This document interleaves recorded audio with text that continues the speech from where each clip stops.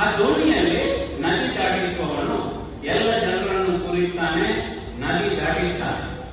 ಆಗ ಅವನು ಹೆಚ್ಚು ಹಣ ತಗೊಂಡು ನದಿ ದಾಟಿಸಿದ್ರೆ ಅದು ಮೊನೋಪೊಲಿ ಅಲ್ಲ. ಒಂದೇ ದೋಣಿ ಇರುವುದು ಅದು ಕೂಡ ಮೊನೋಪೊಲಿ ಅಲ್ಲ. ಅವನು ಬೇರೆ ಯಾರು ದೋಣಿ ಹಾಕಬಾರದು, ಬೇರೆ ಯಾರು ನದಿಗೆ ಸಂಕವೇ ಕಟ್ಟಬಾರದು ಅಂತ ಹೇಳಿದ್ರೆ ಅದು ಮೊನೋಪೊಲಿ. ಯಾರು ಸೇತುವೆಯನ್ನು ಕಟ್ಟಬಾರದು, ಯಾರು ಸಂಕನ ಕಟ್ಟಬಾರದು, ಇತರರು ಯಾರು ದೋಣಿಗಳನ್ನು ಇಡಬಾರದು ಅಂತ ಹೇಳಿದ್ರೆ ಅದನ್ನು ಮೊನೋಪೊಲಿ ಏಕಸ್ವಾಮ್ಯತೆ ಅಂತ ಕರೀತೇವೆ. ಬೇರೆ ಯಾರು ಲಾಭ ಮಾಡಬಾರದು, ನಾವೇ ಲಾಭ ಮಾಡಬೇಕು, ನಾವೇ ಶ್ರೀಮಂತರಾಗಬೇಕು ಎನ್ನುವಂತಹ ಮನಸ್ಥಿತಿ 1990ರ ದಶಕದಲ್ಲಿ ಬೆಳೆಯಿತು. ಇದು ಆದ ನಂತರ ಇನ್ನೊಂದು ಶಬ್ದ ಸ್ಟೂಡೆಂಟ್ಸ್ ಗಮನವಿಟ್ಟು ಕೇಳಿ, ನೀವು ನೆನಪಿಸಬೇಕು ಈ ಶಬ್ದ. ಆ ಶಬ್ದ ಮೊನೋಸ್ವಾಮಿ. ಮೊನೋಸ್ವಾಮಿ ಅಂತ ಹೇಳಿದ್ರೆ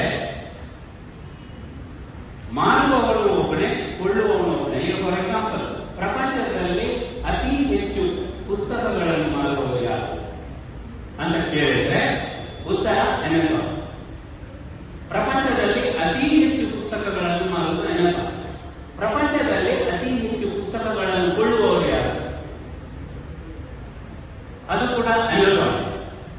ಪ್ರಪಂಚದಲ್ಲಿ ಅತಿ ಹೆಚ್ಚು ಮ್ಯೂಸಿಕ್ ಮಾರುವವರು ಯಾರು? ಯೂಟ್ಯೂಬ್. ಪ್ರಪಂಚದಲ್ಲಿ ಅತಿ ಹೆಚ್ಚು ಮ್ಯೂಸಿಕ್ ಅನ್ನು ಖರೀದಿಸುವವರು ಯಾರು? ಯೂಟ್ಯೂಬ್. ಪ್ರಪಂಚದಲ್ಲಿ ಅತಿ ಹೆಚ್ಚು ಸಿನಿಮಾಗಳನ್ನು ಮಾರುವವರು ಯಾರು? ನೆಟ್ಫ್ಲಿಕ್ಸ್. ಪ್ರಪಂಚದಲ್ಲಿ ಅತಿ ಹೆಚ್ಚು ಸಿನಿಮಾಗಳನ್ನು ಖರೀದಿಸುವವರು ಯಾರು? ನೆಟ್ಫ್ಲಿಕ್ಸ್. ಮಾರುವವರು ಅವರೇ, ಖರೀದಿಸುವವರು ಅವರೇ.